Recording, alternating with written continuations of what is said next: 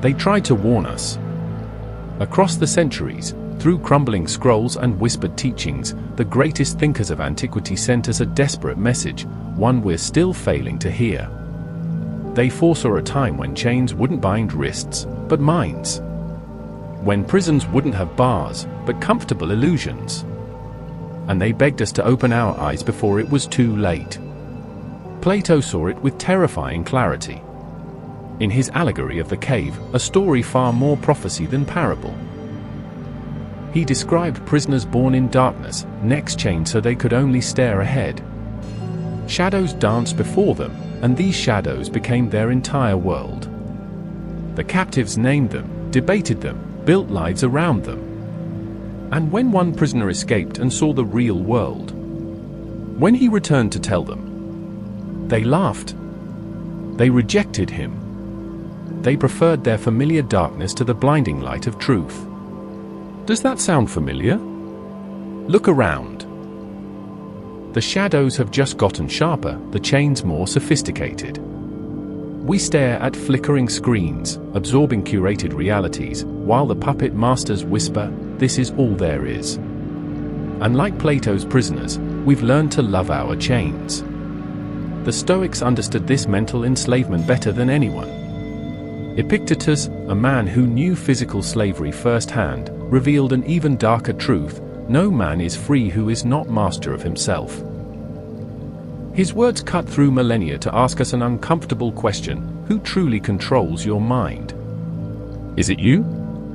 Or is it the algorithms feeding your outrage, the advertisers stoking your insecurities, the systems that reward conformity and punish dissent?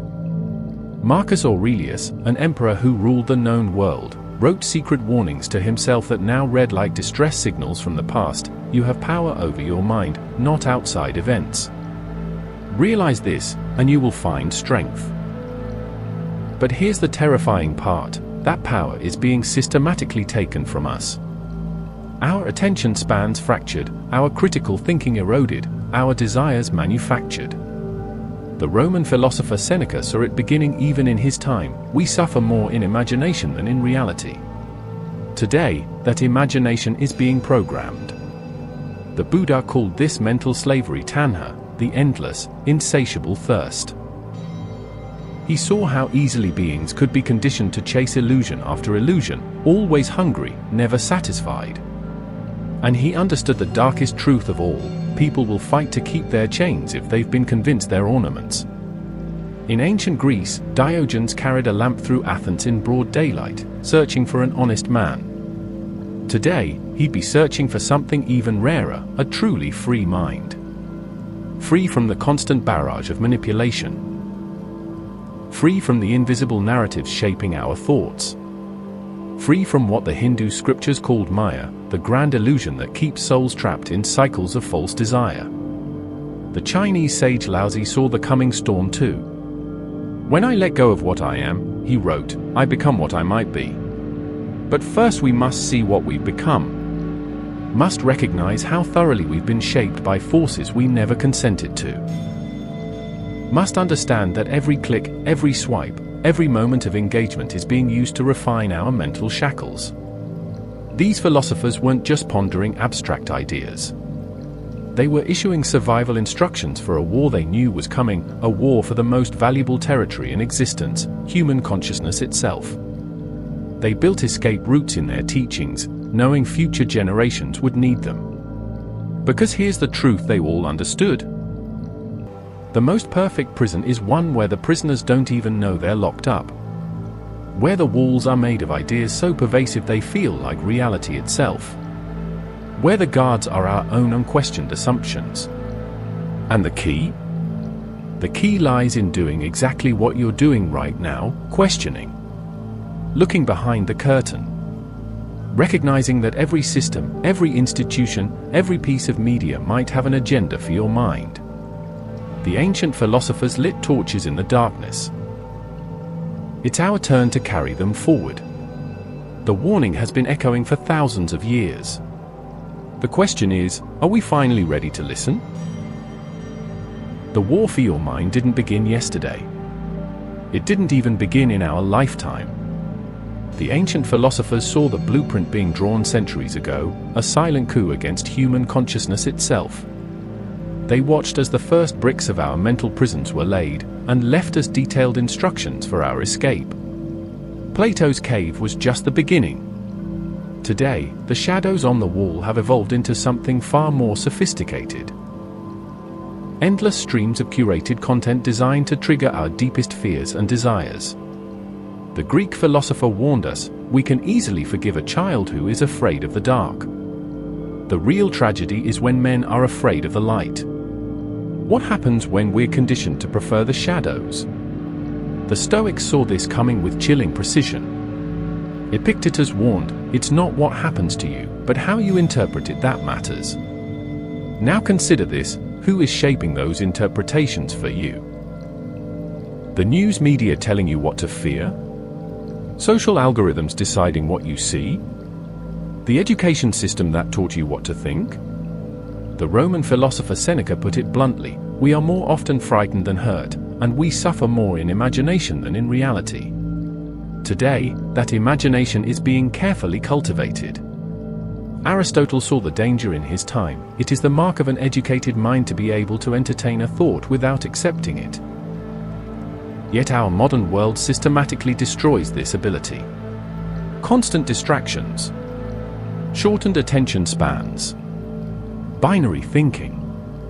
We're being trained to react, not reflect. To consume, not question. The ancient Indian scriptures called this Maya, the grand illusion that keeps souls trapped in cycles of false desire. The Buddha understood the mechanics of mental slavery better than anyone. He identified tanha, the endless craving that keeps us running on a hamster wheel of temporary satisfactions. Today, that craving is being scientifically engineered. Every notification, every like, every viral trend is carefully crafted to exploit our psychological vulnerabilities. The Buddha solution? Mindfulness. But in an age of perpetual distraction, mindfulness is revolutionary and dangerous to the systems that control us. Marcus Aurelius, the philosopher king, wrote private meditations that now read like prophetic warnings. The soul becomes dyed with the color of its thoughts. What color is your soul absorbing from the media you consume? From the conversations you engage in? From the digital environment you inhabit? The Roman emperor understood that whoever controls the input controls the mind. In ancient China, Laozi saw the coming storm. He who knows others is wise. He who knows himself is enlightened. But our modern systems actively prevent self-knowledge. They keep us constantly focused outward, comparing, consuming, conforming. The Tao Te Ching warned, when the people are deprived of their identity, they become easier to govern. What happens when we're deprived of our ability to think independently? Diogenes, the Greek cynic who searched Athens with a lamp for an honest man, would today be searching for something even rarer, an independent mind. Not independent in the shallow sense of going against the grain, but in the profound sense of thinking from first principles. Of questioning what everyone assumes to be true. Of recognizing that much of what we call reality is simply the dominant narrative of our time. The Hindu scriptures describe this as the veil of Maya, the illusion that prevents us from seeing reality as it truly is. Today, that veil has become a digital fog. A carefully constructed reality tunnel that shapes our perceptions before we're even aware of them. The ancient rishis developed meditation techniques to pierce through this veil. What techniques do we have to pierce through our modern illusions? These philosophers weren't just theorizing, they were documenting the first stages of a war they knew would escalate across centuries. A war not for land or resources, but for something far more precious, the sovereignty of human consciousness. They built mental fortresses in their teachings, knowing we would need shelter from the coming storm. Because here's the uncomfortable truth they all recognized, the most effective form of control isn't brute force, but the shaping of perception itself. When you can determine what people pay attention to, what they desire, what they fear, you don't need to control their bodies. Their minds will do the work for you. The ancient warnings are all around us if we know how to look. The question is, will we see the chains before they're locked permanently in place? Will we recognize that every click, every swipe, every moment of engagement might be reinforcing our own captivity? The philosophers lit the way. The rest is up to us. The ancient philosophers didn't just diagnose our mental enslavement, they left us the keys to liberation. Buried in their texts, hidden in plain sight, lies a revolutionary operating manual for the human mind. These weren't abstract ideas. They were emergency protocols for when the walls would start closing in. And right now, they're our last best hope. Marcus Aurelius knew this day would come. His private journal, never meant for publication, contained startlingly modern advice. You have power over your mind, not outside events. Realize this, and you will find strength. But how? The Stoics developed brutal mental exercises modern psychology is only now rediscovering. Negative visualization, voluntary discomfort, premeditatio malorum, the premeditation of evils. These weren't philosophical games. They were resistance training for the mind. Epictetus, the slave-turned-philosopher, created what we might call the first cognitive behavioral therapy. Men are disturbed not by things, but by the views they take of them. His discourses reveal step-by-step instructions for mental emancipation. First, recognize what's truly under your control. Second, detach from what isn't. Third, train your perceptions like a Spartan trains his body. Today, this training would be considered dangerous. It creates minds that can't be controlled. Plato's allegory of the cave wasn't just a story, it was an initiation ritual. The painful journey from darkness to light mirrors exactly what modern neuroscience tells us about paradigm shifts. But here's what they don't want you to know: the cave exists inside your skull. And escaping requires the philosophical equivalent of self-brain surgery. Question every assumption. Examine every belief. Be willing to have your entire worldview shattered, repeatedly. The Buddha developed what can only be called a mind-hacking manual. His Four Noble Truths reveal: 1. Life is dissatisfaction, dukkha. 2. The cause is craving, tanha. 3. Freedom is possible. 4. There's a path to get there. His eightfold path reads like a CIA operative's guide to mental sovereignty: right view, right intention, right speech, right action, right livelihood, right effort, right mindfulness, right concentration. Implement these, and you become psychologically bulletproof. Aristotle's Nicomachean Ethics contains a startling revelation: virtue isn't innate, it's trained. Like building muscle. The catch? Our modern environment trains us in vice instead. Instant gratification, short attention spans, emotional reactivity.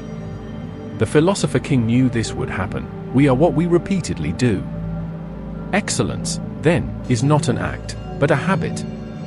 Today, our habits are being engineered to make us weak. The Taoists understood something modern science is just grasping: effortless action, wu wei, is the state of peak performance. Laozi wrote, "Nature does not hurry, yet everything is accomplished." But our system keeps us in constant fight or flight mode. Always rushed. Always distracted. Never present. The Tao Te Ching offers the antidote: empty your mind of all thoughts. Let your heart be at peace. In today's attention economy, this is revolutionary sabotage. Diogenes took philosophy to the streets. His performance art, Living in a Tub, mocking Alexander the Great, showed truth in action. His message? Freedom comes from needing nothing. Today, we're conditioned to need everything. The latest gadget. The perfect image. The constant validation. Diogenes would be the homeless man laughing at us all, holding up a mirror to our self-imposed slavery. The Hindu Upanishads reveal the ultimate secret: Tat tvam aci, thou art that. The prison is an illusion. The chains are thoughts. The key was inside you all along. But this knowledge is dangerous, it makes people ungovernable. That's why these teachings were always hidden, always coded, always passed down in secret. Here's the uncomfortable truth the philosophers knew: freedom isn't given. It's taken. Through ruthless self-examination. Through disciplined thought control. Through the courage to stand apart. They left the tools. They marked the path. But the walk? That's up to you.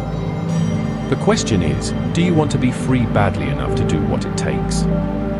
The clock is ticking. The walls are closing in. And the philosopher's whispers are growing louder. Will you listen before it's too late?